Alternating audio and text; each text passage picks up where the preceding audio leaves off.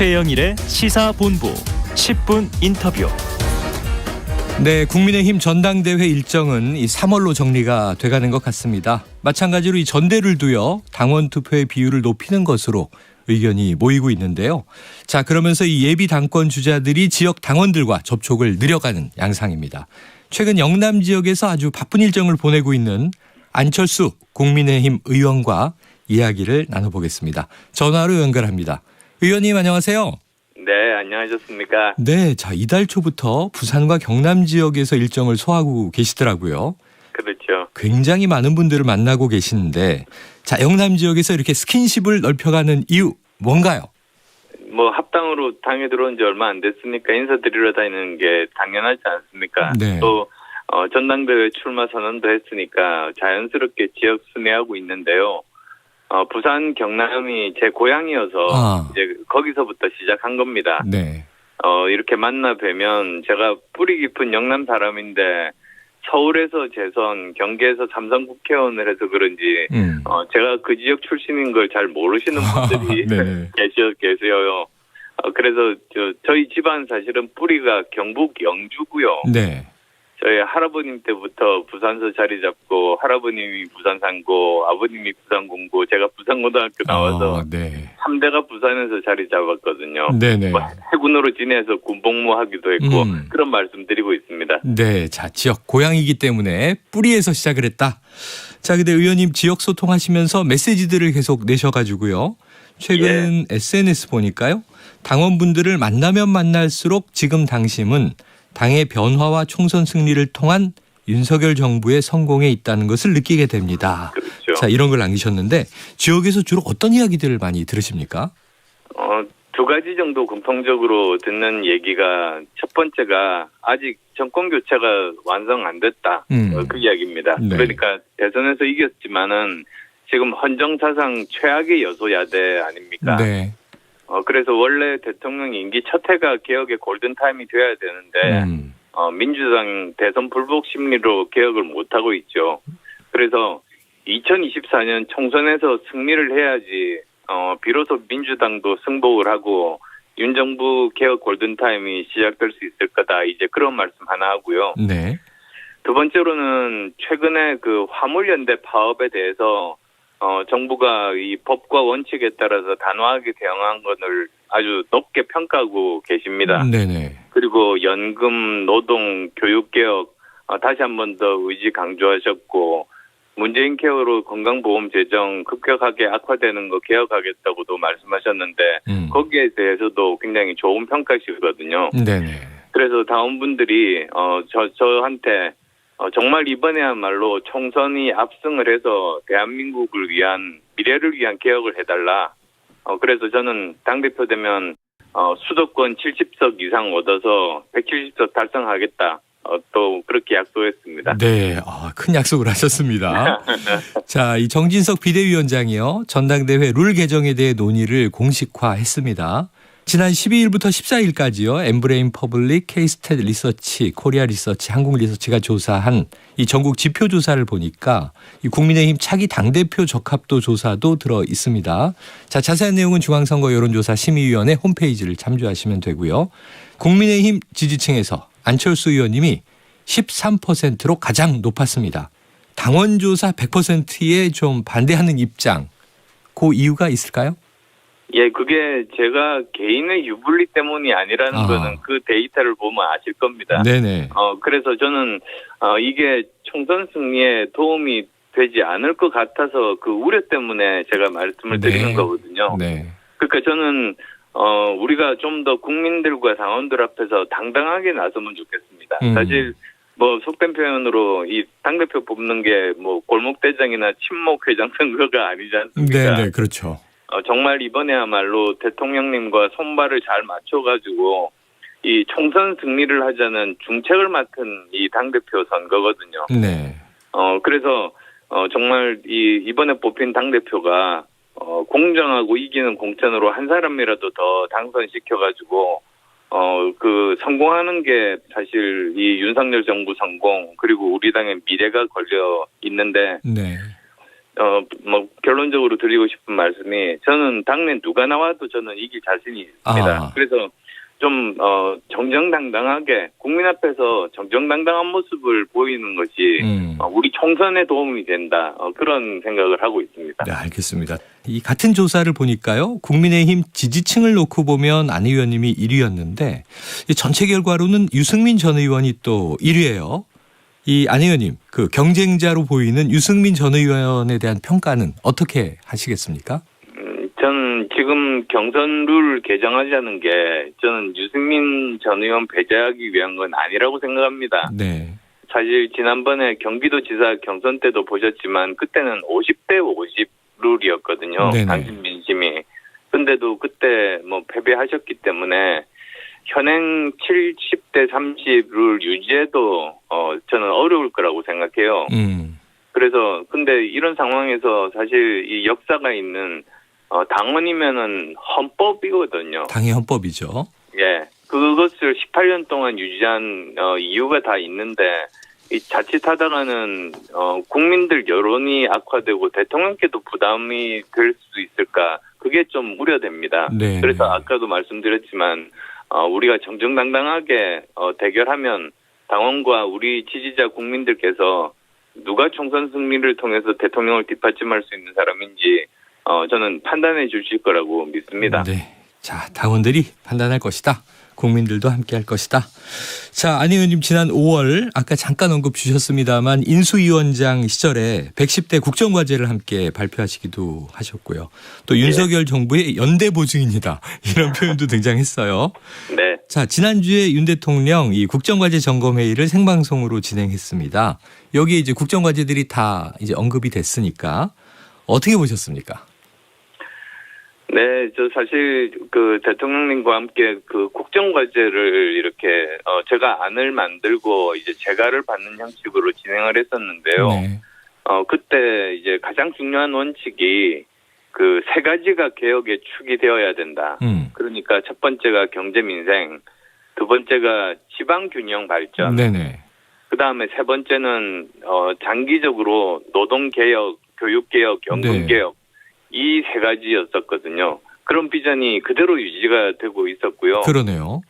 그래서 저는 그 방송을 보면서 그때 하신 말씀 그대로 이제 그 말씀을 하시는 그런 광경을 보면서 반드시 대한민국 개혁해야 되겠다는 그 대통령님 굳은 의지를 저는 읽을 수가 있었습니다. 네. 그리고 그 국정 과제들을 사실은 이심전심으로 사실 만들었기 때문에 대통령님만큼이나 저도 그걸 현실화시켜 보겠다는 의지가 다른 당대표 경선 후보 누구보다도 강하다는 점은 확실하게 말씀드릴 수 있어요. 네. 제가 그거 그리느라고 잠도 못 잤거든요. 네네. 그래서 정말 저는 윤석열 정부의 국정과제에 대해서 가장 잘 이해하고 뒷받침할 수 있는 적임자도 저다. 그렇게 말씀드립니다. 네. 자, 안 그래도 최근에 이 윤석열 정부의 성공이 저보다 절박한 사람은 없습니다. 이렇게까지 표현을 하셨는데 자, 남은 과제는 이제 차기 총선에서 당을 제1당으로 만드는 것이다. 자, 안 의원님을 또 외부 인력으로 보는 시각도 아직은 좀 남아있을 텐데 이 안 의원님이 향한 당내의 이제 소위 비주류 평가 어떻게 좀 바꾸시겠습니까? 제 경쟁력을 제가 세 가지로 말씀드릴게요. 네. 우선 첫 번째가 제가 외부에 있다가 합당으로 들어온 게 네. 오히려 저는 강점이라고 생각합니다. 네네. 만약 안철수가 당대표가 됐다. 그럼 국민들께서는 확실하게 변화로 받아들이실 거거든요. 네. 근데 만약에 다른 분이 당에서 오래 몸을 담으신 분이 당대표가 되신다면 국민들께서는 그 당이 변했다고 생각 못 하실 겁니다. 네. 근데 총선을 보면은 이제 당대표끼리 비교를 해서 누가 더 변화를 상징하는가 그쪽에 표를 많이 주시거든요. 그게 총선을 여러 번 지휘해 본 제 경험입니다. 그래서 그게 저는 총선에 오히려 더 큰 강점이 될 거다 그렇게 말씀드리고 싶고요. 두 번째로는 지지 기반이 약하다고 하는 게 다른 표현으로 보면 제가 공천할 때 챙겨야 할 사람이 없다는 뜻입니다. 네네. 그러니까 저는 공천 갈등을 막을 수 있는 적임자라는 말씀 드리고 싶어요. 네. 전당대회 여러 번 나오신 분들은 봐줄 사람들이 이렇게 많기 때문에 사실은 공천때가 되면 굉장히 혼란스럽고 공천 파동도 일어날 가능성도 있었던 것이 사실 아니겠습니까? 네네. 있었죠, 또 파동이. 예. 그리고 또 마지막으로 세 번째로는 아까도 말씀하셨습니다만 저는 중도와 2030 세대 지지를 끌어올 수 있습니다. 그리고 이분들 제가 10년 동안 이렇게 여러 가지로 고민을 해보니까 이분들 평가 기준은 분명합니다. 어떤 당 소속이라기보다도 누가 더 유능한가, 누가 더 도덕적인가, 그리고 또 누가 더 헌신적이고 노블리스 오블리제 말로만이 아니고 실천을 하는가, 이런 걸로 평가를 하시거든요. 뭐 그런 면에서는 저는 상대방 당대표 압도할 수 있다고 자부합니다. 압도할 수 있다. 세 가지 이유를 정리해 주셨습니다. 자, 주제를 조금 바꿔서 현안을 들어가 볼게요. 지금 안 의원님 최근에 이 이상민 장관의 자진 사퇴 또 국정조사 합의 이행 주장을 해오셨는데 이게 다 이태원 참사 관련이죠. 그런데 지금 이제 연말 예산안 처리하고 이게 맞물려서 진행이 안 되고 있습니다. 이 민주당은 오늘부터 국정조사를 뭐 단독으로라도 가겠다. 야단독으로라도 가겠다. 이런 얘기를 하고 있는데 국정조사 참여는 어떻게 보십니까? 예, 제 소신이 사실은 일관이 됩니다. 네. 그 순서대로 사실은 말씀을 드리면 제가 이상민 장관께서 사퇴 수습하고 자진 사퇴하시면 좋겠다고 제일 먼저 의견을 냈습니다. 맞습니다. 그 이유가 이 정무직이라는 것의 소임 중에 하나가 어떤 불행한 사태가 생기면 정치적인 책임을 져서 대통령 부담을 덜어드리는 게 그 정무직의 소임이거든요. 그래서 저는 그 경찰 수사 결과가 나오거나 또는 뭐 국조 결과가 나오면 그때 사실 뭐 법적인 책임이 있을 것은 아니라고 생각하니까요. 그러면 그때 자진 사퇴를 해서 국민들께 책임지는 모습을 보이시면 좋겠다는 생각은 여전히 저는 갖고요. 제가 사실 이태원 참사 초기부터 이 주장했던 이유가 그대로 있다 보면 지금처럼 야당이 이 부분을 물고 늘어져서 정치적인 공세를 하고 그러면 문제가 해결되는 게 아니라 정쟁이 돼버리지 않습니까? 그걸 우려하고 예상을 했기 때문에 사실은 그런 주장을 했던 겁니다. 그리고 국정조사 저는 추진하는 게 옳다고 생각합니다. 왜냐하면 여러 여론조사에서도 보면 대다수 국민들께서 국정조사 원하고 계시거든요. 그럼 책임 있는 여당으로서는 사실 국민의 뜻에 따르는 게 도리이고요. 또 여야가 합의를 했으니까 뭐 야당이 어떻게 하든 책임 있는 여당의 모습을 보여주는 것이 필요하다. 그렇게 생각합니다. 자, 그런데 이게 말씀하신 대로 약간 정치권에서는 여야 정쟁화로 지금 가다 보니 시간이 흐르면서 당의 입장과는 좀 차이가 이제 나타나게 된 거죠. 혹시 내부 반발은 뭐 들으신 바 없습니까? 네, 그렇지는 않습니다. 그 사실 수도권을 중심으로 해서 수도권 의원들이 이 부분들에 대해서 민심에 대해서 굉장히 민감할 수밖에 없지 않습니까? 그렇죠. 그래서 수도권 의원들 간에는 이런 걱정의 이야기들을 나누고 있습니다. 알겠습니다. 수도권 의원들끼리는 또 우려의 의견을 나누고 있다. 자, 바로 지난 이제 16일이 이태원 참사 희생자의 이제 49제가 돼서 추모제가 열렸습니다. 그런데 이제 같은 날 비슷한 시각에 윤석열 대통령 부부는 또 다른 축제에 참석을 한 보도가 나와서 말이죠. 이게 좀 비판의 목소리가 나오고 있어요. 어떻게 보십니까? 그게 사실 대통령께서 추모 기간 내내 추모하러 가셨지 않습니까? 그래서 저는 지금처럼 공격하는 건 너무 지나치다. 저는 그렇게 말씀드리고 싶고요. 그리고 지금 말씀하신 행사가 그 중소기업과 소상공인 판촉 행사입니다. 그래서 여기가 분명하게 그 대통령께서 참석해서 홍보할 필요가 있는 그런 의미 있는 행사였거든요. 그래서 대통령의 일상적인 업무 수행까지 이렇게 정쟁의 소재로 잡는 게 너무 부적절하다고 생각합니다. 알겠습니다. 자, 현재 감사원이요. 문재인 정부의 통계 조작 의혹을 감사 중이라는 사실이 보도가 됐습니다. 이게 부동산과 소득주도 성장 관련해서인데 원희룡 장관이 만약 문정부가 부동산 통계를 인위적으로 조작했다면 국정농단이다. 이런 강한 비판도 내놨어요. 이 의혹은 어떻게 보고 계십니까? 예, 저도 이거 심각하다고 보고 있습니다. 네. 요즘은 그냥 감이 아니라 정확한 그 통계 자료에 의해서 정책 결정을 하지 않습니까? 네. 그러니까 이 자료가 왜곡이 된다면 국가 정책이 왜곡되고 그 피해는 국민들이 받는 거죠. 네. 그래서 저는 어떤 부분이 조작이 됐는가, 그리고 실제 결과와는 그러면은 어떤 차이가 있었는가, 그리고 조작으로 어떤 잘못된 정책 결정이 내려졌고 네. 국민이 어떤 피해를 받는가, 이런 것들을 다 상세하게 저는 조사를 해야만 된다고 봅니다. 네네. 그리고 앞으로 재발 방지를 위해서는 어떻게 해야 되는가인데요. 저는 예전부터 생각해왔던 것이 이 통계청은 누구 소속이 아니라요, 경제부처 소속이 돼도 저는 안 된다고 봅니다. 네네. 통계청은 정말로 독립성 강화하고 전문성을 강화해가지고 좋으면 좋은 대로, 나쁘면 나쁜 대로 지금 국가 상황을 객관적으로 정확하게 보여주고, 그럼 그걸 가지고 대통령을 포함한 내각이 정확하게 그 정책 수립을 할 수 있는 것 아니겠습니까? 네. 그래서 저는 굉장히 시급한 그런 개혁 과제 중에 하나도 통계청의 개혁이다라고 생각합니다. 알겠습니다. 통계청 개혁. 자, 최근에 백경란 질병관리청장이 이제 사의를 표했습니다.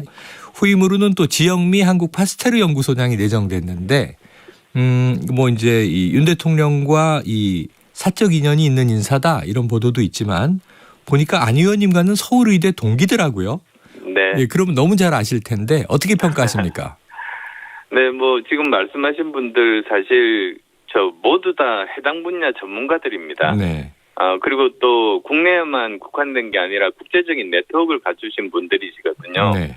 그러니까 아마 그 맡은 소임들 잘 하실 거라고 믿습니다. 자, 아마 전문가고 국제적 네트워크도 있고 잘 하실 것이다. 최근에 정부가 실내 마스크 의무 해제를 논의하고 있습니다. 설 연휴 이전에 해제하는 방안으로 추진할 것으로 전망되고, 이게 23일에 발표된다고 하는데 괜찮을까요? 어떻게 보세요?